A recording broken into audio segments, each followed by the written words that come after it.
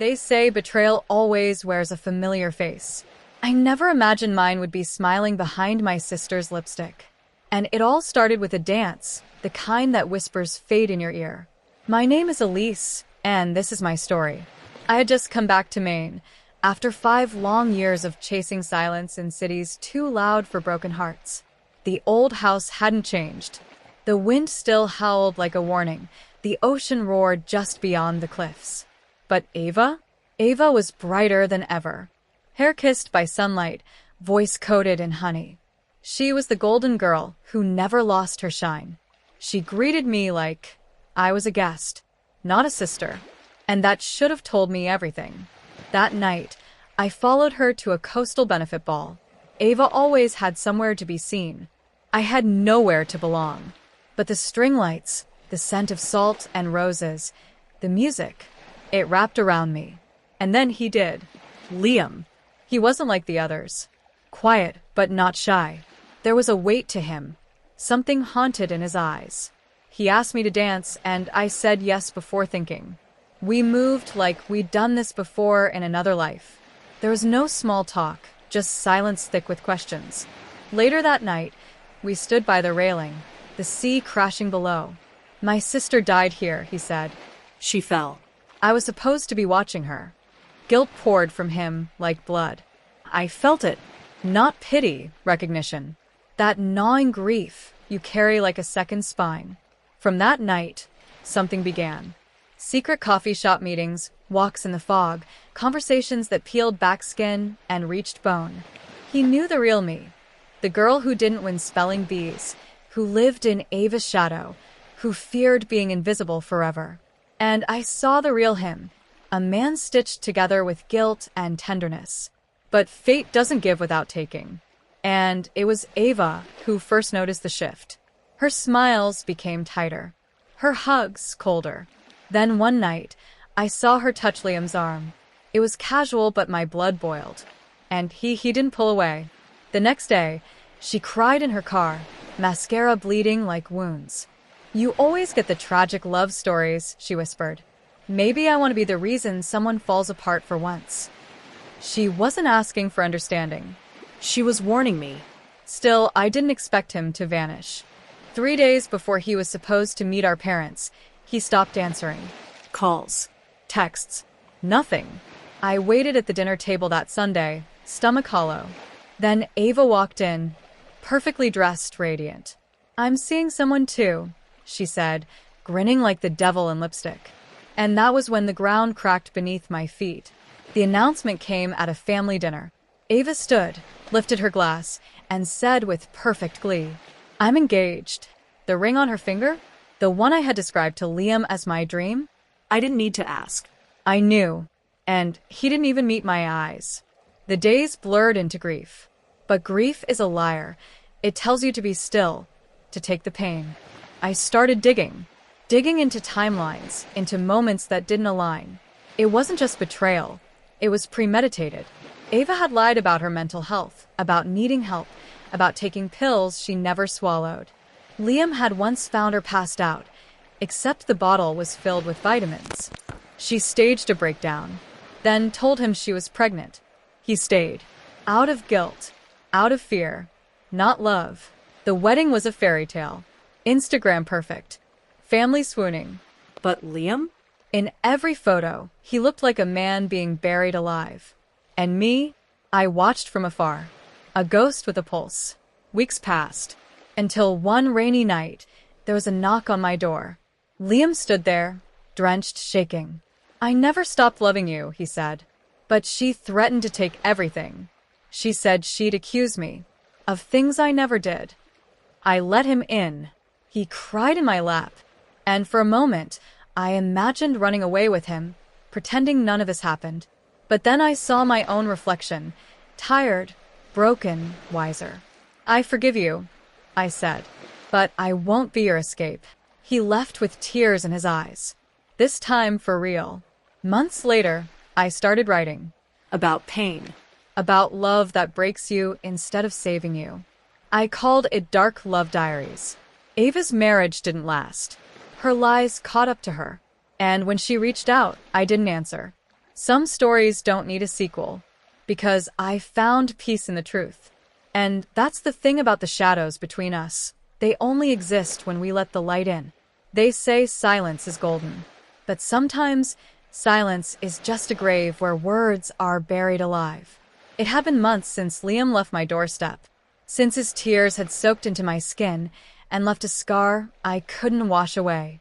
I told myself I had moved on. I was writing, healing, breathing without him. But healing is never linear. Some days I could laugh again. Other days, I'd stare at the ocean and wonder if fate was a sadist. Then came the envelope. No return address. Just my name in his handwriting. Inside were pages, creased, ink smudged, desperate. Letters he never sent. Words he had written to me while married to Ava. I see you in everything. I hear you in songs I can't turn off. I love her because I have to, but I love you because I can't help it. Each page unraveled him. His guilt, his longing, his truth. He hadn't chosen her. He'd surrendered. But there was one letter, one that stopped my breath. She said she'd ruin herself if I left. Said she'd accuse me of things I'd never survive. And when I told her I was going to tell you the truth, she laughed. Said you'd never believe me. Said you'd think I was weak. I clutched the paper like it could bleed. My hands shook with rage and ache, not just at her, not just at him, at myself for ever thinking love was supposed to hurt this much. I didn't reply. I burned the letters. Because no matter how beautiful his words were, they came too late. Sometimes peace doesn't come softly. Sometimes it arrives like a storm, with thunder, lightning, and the ruin of everything false. It was Ava's voice on my voicemail. Cold. Desperate. I need to talk. I think I made a mistake. Funny how karma waits, watches, then hits like a wave that drags you under. I agreed to meet. Not because I missed her, but because I needed to see her fall from the pedestal she climbed over my heart to reach. We met at the same cliffs where Liam and I first stood. She looked smaller. The glow was gone. Her smile? Forced. He left, she whispered. He said he couldn't pretend anymore. That he sees me now. That he hates me. I said nothing. She went on, as if unburdening herself would earn her redemption. I was scared, Elise. You always had this quiet sadness that made people want to protect you. I was just loud. Pretty. Replaceable. So you stole the one person who didn't see me as invisible? I asked, voice calm. No. I just wanted someone to stay. To choose me. For once. Tears ran down her face. But I didn't reach for her. Because I finally saw the truth. Ava wasn't evil. She was broken. Just like me. But where I turned my pain inward, she weaponized hers. That night, I walked away. I didn't forgive her. Not yet. But I released her. Released the version of me that needed revenge. That waited for an apology. That hoped Liam would come back and fix everything. Because real healing is when you stop waiting for someone else to hand you closure and start writing your own. I published the final chapter of Dark Love Diaries the next week. My inbox flooded with strangers telling me I had spoken the words they were too scared to say. And for the first time, I didn't feel invisible. They arrived in a plain envelope. No return address. No warning. Just my name, written in the handwriting I'd once traced with my fingertips beneath moonlight. Inside were 6 letters, creased, smudged, never mailed. Each one was a wound. The first began the night after our dance. I shouldn't be writing this, but you felt like a storm I'd been waiting to be caught in. The second was written the night he disappeared. She said she'd hurt herself again. I believed her. Elise, I'm sorry. I left you alone in the fire because I didn't know how to burn without guilt. But it was the 4th letter that hollowed me. She lied. About the baby. About the night I thought I saved her. Elise, I stayed because I thought I could fix her.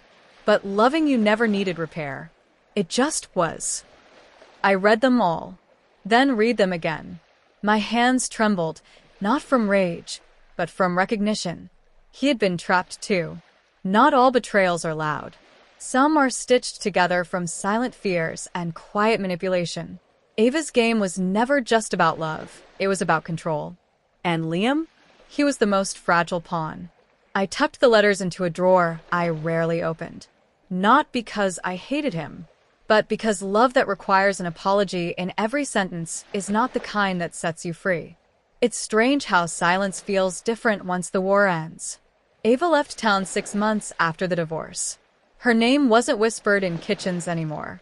People stopped asking what happened. Maybe they didn't care. Maybe they already knew. But I knew the truth. And it no longer needed to be shouted. I kept writing. I gave voice to the quiet devastation, the slow unraveling, the love stories that left scars. Then one afternoon I received an email. Subject: Forgive me. From Ava. You were always the stronger one. I thought love was a game because I was afraid no one would stay if I wasn't winning. I ruined everything. I hurt you because you reminded me of everything I couldn't be. If you never speak to me again, I'll understand. But if you ever wonder if I'm still hurting, the answer is yes. Every day. I didn't reply. Not because I hated her, but because I no longer needed to bleed in her direction. Liam never wrote again after those letters. And I never went looking for him. Our love wasn't false. It was just mistimed, broken by the wrong people holding the right pieces. But here's what I know now. Love doesn't always come back. Truth doesn't always clear the wreckage. But peace is found in choosing yourself after everyone else didn't. I published the final chapter of Dark Love Diaries the next week. My inbox flooded with strangers telling me I had spoken the words they were too scared to say. And for the first time, I didn't feel invisible. The shadow between us was never Ava, never Liam. It was me, believing I wasn't enough to be seen in my own light. And now, I no longer live in the dark. She took the man I loved, but I took the lesson. Some betrayals end the story. Others begin your own. Some love stories become scars. Some scars become stories. And sometimes those stories set us free. And the shadow between us, it didn't win, because I stepped out of it.